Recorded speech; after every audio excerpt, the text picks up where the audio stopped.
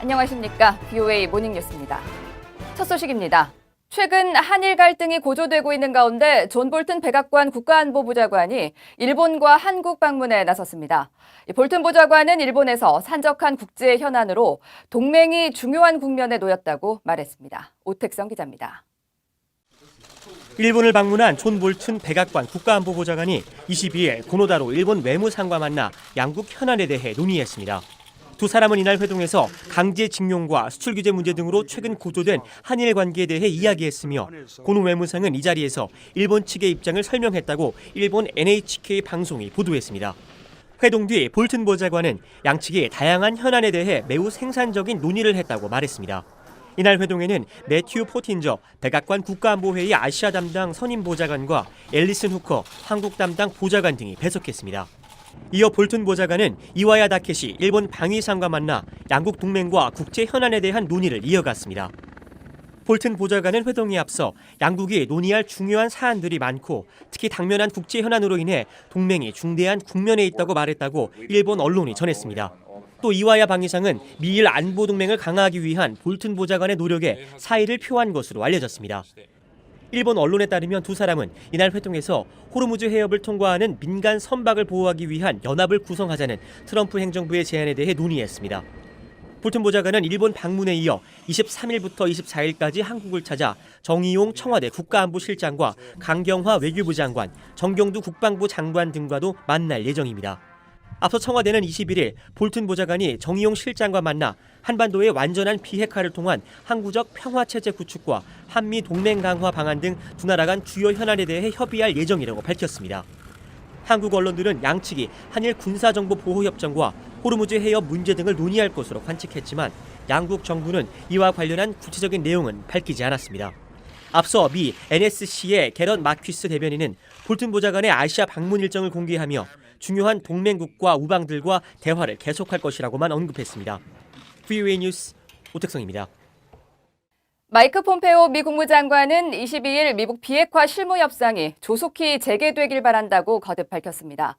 폼페오 장관은 22일 미 CBS 방송과의 인터뷰에서 이 같은 바람을 밝히면서 이번 협상은 전 세계에 대한 위험을 훨씬 줄이는 방식으로 북한을 비핵화하는 것을 정확히 목표로 할 것이라고 강조했습니다. 또 지난달 말 열린 판문점 미국 정상회동과 관련해 트럼프 대통령은 북한 김정은 위원장과 북한 주민들이 더 나은 미래를 갖고 더 밝은 삶을 살 기회에 대해 이야기하길 원했다고 설명했습니다. 그러면서 트럼프 대통령이 미국 대통령으로는 처음으로 분계선을 건너간 것은 역사적인 일이며 더 중요한 것은 우리가 협상을 지속할 기회를 열었다는 것이라고 폼페오 장관은 덧붙였습니다. 북한 정권의 각종 수입원에 대한 미 정보당국의 조사를 요구하는 내용이 포함된 예산안이 미 하원을 통과했습니다. 해외 정부의 미국 정치 개입을 막기 위한 조치도 담겼는데요. 러시아만 겨냥했던 전년도와는 달리 북한, 중국, 이란으로 확대됐습니다. 이조은 기자입니다. 미 하원이 지난 17일 통과시킨 2018에서 2020 회계연도 세출 예산안에는 북한 정권 수입원에 대한 미 정보당국의 조사와 평가를 의무화하는 내용이 포함됐습니다. 지금까지는 없었던 새로운 조항으로 예산안 발의 180일 이내 국가정보국장은 관계 당국자와 협의해 북한 정권의 수입원에 대한 정보평가 보고서를 의회에 제출해야 합니다. 항목은 모두 12가지로 물자 거래부터 노동 착취, 불법 사이버 활동까지 다양합니다.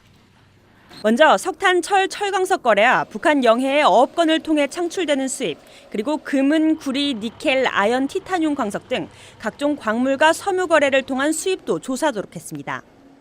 재래식 방산물자와 서비스 판매뿐 아니라 탄도미사일과 관련 품목 판매도 평가가 필요한 수입원으로 지목됐습니다. 또 북한 정보를 위한 직간접적인 수익 창출 의도로 이뤄지는 북한 노동자 착취를 통한 수입도 평가하도록 했습니다. 러시아와 중국, 이란에 소재한 은행 등 해외 기관의 금융 서비스와 각종 지원 공급으로부터 오는 수입을 평가하도록 한 점도 특징입니다. 예산안은 이런 12가지 항목에 대한 북한의 자금 지원 출처와 북한이 미국과 해외 금융 시스템에 접근하는 통로인 금융 혹은 비금융 네트워크를 구체적으로 명시하도록 했습니다. 예산안에는 북한의 미국 정치 개입 우려가 반영된 내용도 포함됐습니다. 대선 등에 개입하는 것을 막기 위한 해외 악성 영향 대응센터 설립 방안이 담겼는데 러시아만 겨냥했던 전년도와 달리 대응 범위를 중국, 이란, 북한까지 확대했습니다. 지난 18일 상원에 회부된 예산안은 상원 본회의 표결을 거친 뒤 대통령이 서명하면 공식 발효됩니다. 앞서 지난 5월 상원 정보위가 의결한 예산안에도 북한과 관련해 하원과 동일한 내용이 담겼습니다. VOA 뉴스 이조은입니다. 한국 정부가 다음 달 예정된 미한 연합훈련 이름에서 동맹을 제외할 방침인 것으로 전해졌습니다. 전작권 환수에 대한 실용적인 측면을 감안한 것이라는 지적과 함께 미한 연합훈련의 의미가 축소될 수도 있다는 주장이 나오고 있습니다. 서울에서 안소영 기자가 전해드립니다. 미한 군당국이 다음 달 5일부터 보름 동안 연합 연습에 들어갈 예정입니다. 명칭은 동맹 19-2로 기존의 을지 프리덤 가디언을 대체하는 훈련입니다. 그런데 한국 군당국이 다음 달 예정된 미한 훈련 명칭에서 동맹을 제외하는 방안을 검토하고 있는 것으로 알려졌습니다. 대신 전시작전권 검증 연습으로 그 이름이 바뀔 것이란 전망입니다. 내용도 한국군인 미한연합사 부사령관이 임시로 사령관 역할을 맡고 주한 미군사령관이 부사령관 역할을 맡는 등 전작권 전환에 집중할 계획인 것으로 알려졌습니다. 전작권 전환 후 미래 연합군사령부 체제를 가정한 겁니다. 일부 전문가들은 이러한 미한훈련 명칭 변경의 배경으로 최근 북한 외무성 담화를 지목했습니다. 지난 16일 북한 외무성은 동맹 19-2가 현실화하면 미북 실무협상에 영향을 주게 될 것이라고 지적한 바 있습니다. 이름을 바꾼다고 해결될 문제가 아니다. 근본적인 문제는 둘째, 이름 바꾸는 거를 가지고 북한이 뭐라고 하더라도 그것은 사실 어떻게 보면은 북한이 비핵화 협상의 트집을 잡기 위한 것으로 보이는데 북한의 말에 따라서 우리가 계속해서 이름을 바꾸면 나쁜 선례를 남긴다. 외무성 담화와 관련 없이 전작권 전환 과정의 일환일 수 있다는 분석도 나옵니다. 전작권 전환을 위한 PTX 훈련하는 것이기 때문에 그건 무관하다. 이런 이제 취지라고 볼 수 있어요. 그런 면에서 보면은 이거는 이제 전작권 전환을 위한 불가피한 조치지 기존 북한과 미국 간의 합의사항이 아니다. 이런 부분이기 때문에 전문가들은 아울러 연합훈련의 명칭을 바꾼다고 해서 당장 북한이 협상 테이블로 나오지는 않을 것이라고 말했습니다. 실무협상이 지연되고 있는 근본적 원인은 미북 간 비핵화에 대한 이견이지 연합연습 때문이 아니라는 지적입니다. 서울에서 VOA 뉴스 안소영입니다. 중국 통신장비업체 화웨이가 북한의 상업용 무선 네트워크 구축과 유지에 몰래 관여했다는 의혹이 제기됐습니다. 미 워싱턴 포스트는 22일 과거 화웨이에서 일했던 익명의 소식통으로부터 회사 내부 문서를 입수했다면서 이 화웨이가 중국 국영회사인 판다 국제정보기술과 함께 적어도 8년 동안 북한에서 여러 프로젝트를 진행했음을 전했다고 보도했습니다. 보도에 따르면 화웨이는 북한의 기지국과 안테나를 제공하는 등 북한 이동통신사인 고려망의 네트워크 통합과 소프트웨어 서비스에 관여하다 미국의 대북 제재가 강화되던 2016년 상반기 평양에서 철수한 것으로 알려졌습니다. 이 신문은 미국 부품을 사용해온 화웨이가 북한에 장비를 제공함으로써 대북 제재를 위한 미국의 수출 규제를 위반했는지에 대한 의문이 제기되고 있다고 지적했습니다.